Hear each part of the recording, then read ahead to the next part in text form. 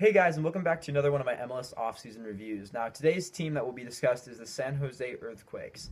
The Earthquakes have had a very interesting offseason with the redesign they've done with their kits and their badge and the new manager they have, and I think it's going to be really interesting to see this new era of Quakes soccer they have. Okay, that's the other thing. Are they still called the Earthquakes? Because I've seen them be called like Quakes nonstop. It's like, and I know that's been their nickname for you, but like I haven't even like an official names. I haven't seen Earthquakes anywhere, so it's really confusing. I'm gonna call them the Earthquakes still, but it just I'm really confused by that. So if anyone has any idea and they care enough to comment, please do and tell me what's going on with that because I'm really confused by that. But uh, last season they did not have a very good start to the season. They actually ended up firing their coach in the summer. Frank Gallup in the San Jose Earthquakes parted ways, and they named Mark Watson the interim head coach. Now, he actually did a very good job at the end of the season, and the Earthquakes ended up going 11-5-3 for the rest of the season, and that ended up having interim stripped out of his job title and permanent put in. So he is now the head coach of the uh, of the San Jose Earthquakes, and I think that's a very good move by the Earthquakes. They obviously have a coach there who is familiar with the program now and has done very well with them. So good coach there. I think they got a good coach there in San Jose. Now, a very controversial move that happened this offseason was the Earthquakes lost Rafael Baca to Cruz Azul. Now, this is becoming a real problem in the MLS with all these players heading to Mexico, and I think it's because of the salary cap. I mean, if they can't afford to pay the players these wages, and the Mexican teams can, I mean, MLS needs to figure out how to do. Obviously, the parity in MLS is important because any team can win any year, and I think that's one of the reasons why MLS is a great league. But they need to find a way to make these salary caps more manageable, or else they're just going to keep losing players to Mexico, and the MLS is never going to improve. So, big issue there in MLS. It'd be interesting to see what Don Garber and the rest of MLS do about it. Obviously, we probably will never find out because they won't ever tell us the rules. But interesting to see if anything changes.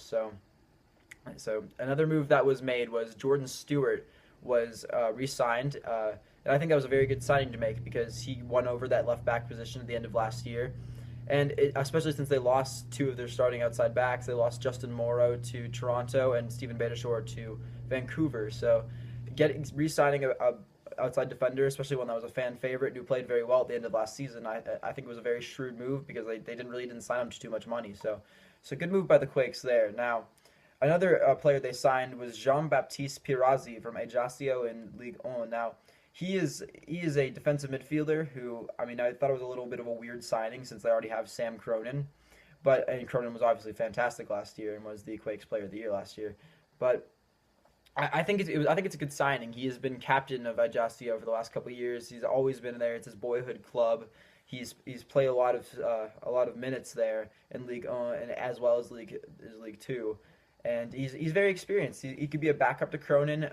I mean, maybe they could even play together in a more defensive formation. I think Quakes fans are actually a little bit worried about that because they don't want to see any more defensive soccer. Just kick the ball forward, defend, counterattack.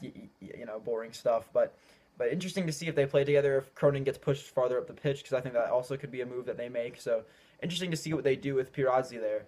Now, they also ended up trading Marvin Chavez to the Rapids for Atiba Harris. Now, Chavez was a player I don't think they really wanted to trade. If they had last season, if they had not last season but the season before Martin Chavez, I don't think they would have traded him. But he was very very disgruntled about play time last year, especially because he was very good a couple years ago. They questioned his commitment to the Quakes. It seemed like he was more committed to the Honduran national team, and eventually traded to Colorado. And it seems like a move was always coming because after last season, he did say that he'd played his last game for the Earthquakes. So, but the Earthquakes did get a pretty good player in Atiba Harris back. He was in Vancouver for a couple seasons, so I have seen him play quite a bit.